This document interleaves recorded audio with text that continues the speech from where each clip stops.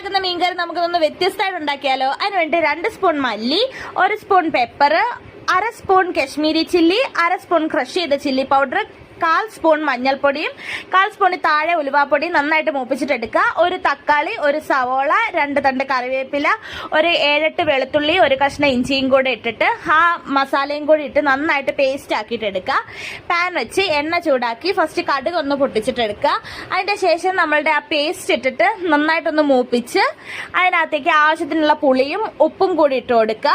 അതിന്റെ ശേഷം നമുക്ക് എത്രയാണോ വെള്ളം ആവശ്യമുള്ളത് നമ്മളുടെ മീൻകറി കൺസിസ്റ്റൻസി അനുസരിച്ച്, നമുക്കിപ്പോൾ ഒരുപാട് കുറുകിയ ചാറോട് കൂടിയാണെങ്കിൽ വെള്ളം കുറച്ച് വെക്കുക, കുറച്ച് അല്ലാതെ ഗ്രേവി കുറച്ച് ലൂസായിട്ട് മതി എന്നുണ്ടെങ്കിൽ വെള്ളം കൂട്ടി വെക്കുക. നന്നായിട്ട് തിളച്ച് വന്നു കഴിയുമ്പോൾ മീനും കൂടി എല്ലാം പെറുക്കി ഇട്ട് കൊടുക്കുക.